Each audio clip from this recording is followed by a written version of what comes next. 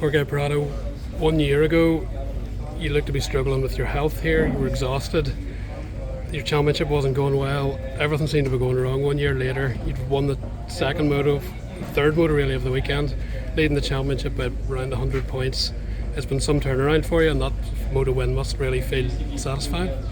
Yeah, I mean, 1 year ago we had a tough weekend over here. I had the COVID, so obviously you're fighting through that. It's the worst thing that can happen to a rider, and I remember it was like over 30 degrees, so it was just horrible.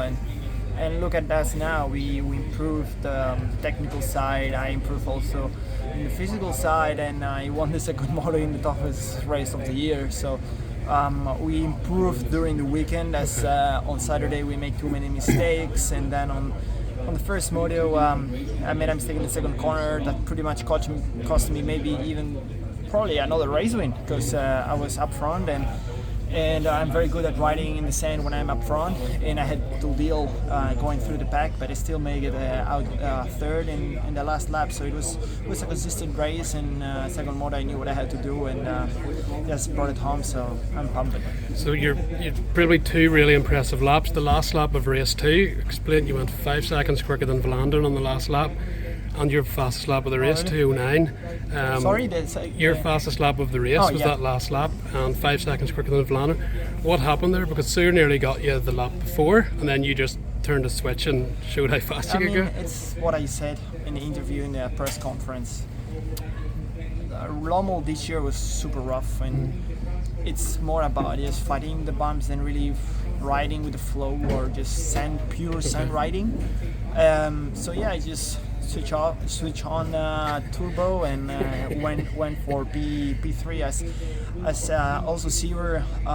Well, he crashed and he was just behind me, and I felt like I lost the rhythm some laps before that, and then I also made a mistake where I got stuck in the sand. So he was really putting the pressure, and I was like, I can't even go like P5 or P3, you know. So I saw Vlaanderen not so far away, and I was like, I don't think he's even expecting this, and I just go almost all in.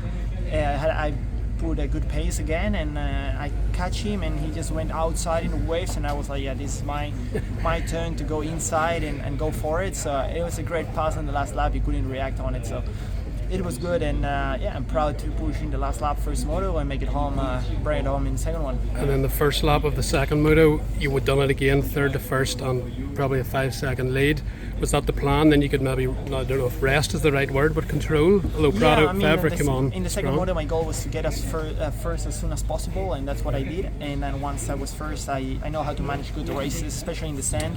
As I won here 4 times, I'm the guy with the most wins in Lommel. So I was waiting for another win here this weekend, but we couldn't make it happen. But like I said, second moto, I make a good gap in the beginning, and that made me stay safe and control it. And I just rode the race by feeling, not really like pushing or anything, was just going and going and going, just never really stopping. And I knew if someone would come close like Febvre on the last laps, then I had something for him. So you and Jett are leading both championships. Both ride really similar, very controlled. Is this the new generation, the new future, and are you looking forward to racing him and earning?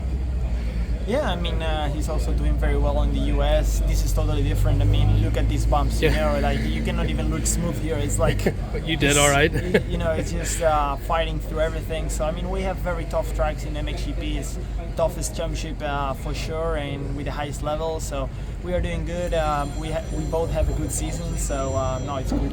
At the end of last season, did you ever foresee this would be the scenario and your fitness, you know, with Joel and that? The way you caught Hurlings when Hurlings made that mistake, that showed me that fitness and strength-wise, you're there, and you seem to get stronger in mid-season. It's just a complete turnaround. I mean, we are in a good way.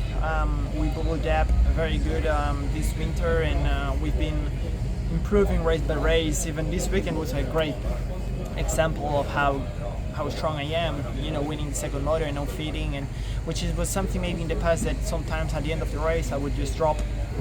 But I still have something in myself, so no, I'm happy. We are working hard, and I'm happy. I wouldn't imagine being in this situation 1 year ago, for sure.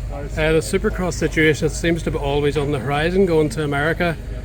Is it something you really want to do, or is the possibility of this World Supercross Series growing something you could do instead if you choose to stay MXGP for the next few years? Is that, once you finished MXGP in the future?